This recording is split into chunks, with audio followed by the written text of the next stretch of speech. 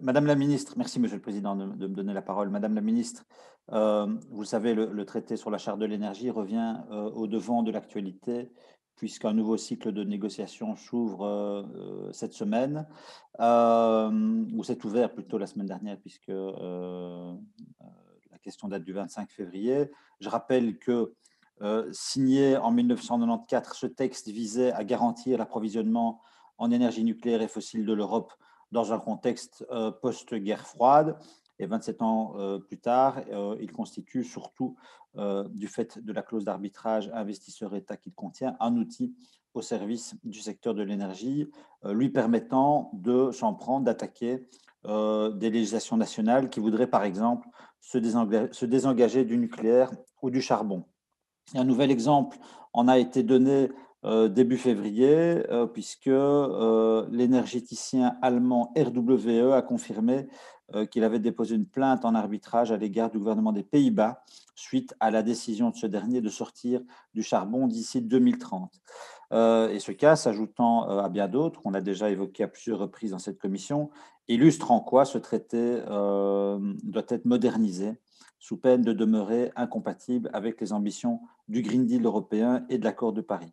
Début février, toujours, la France a appelé l'Union européenne à préparer dès à présent une éventuelle sortie du traité si le processus de révision devait échouer, partant du constat qu'après 2 années de discussions préparatoires entre 2017 et 2019 et 3 cycles formels de négociations en 2020, la modernisation du texte n'était pas en bonne voie. Et l'Espagne lui a tout de suite emboîté le pas quelques jours plus tard en portant à peu près le même message. Et donc, Madame la Ministre, voici mes questions. Comment la Belgique aborde-t-elle cette nouvelle session de négociation?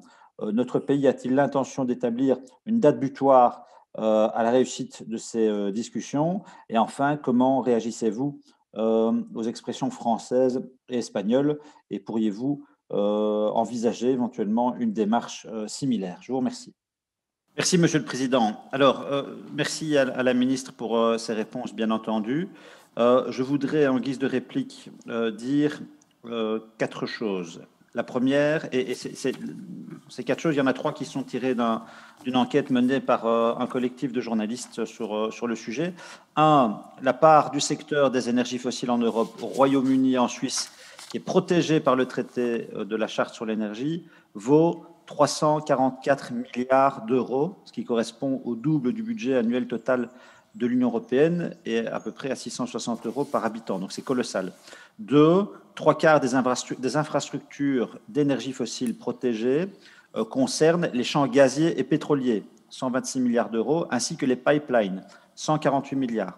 Trois, bien que le traité de la charte sur l'énergie soit supposé protéger les investissements dans les régions instables, dans 74% des cas, les poursuites des sociétés européennes ont visé des États membres de l'Union.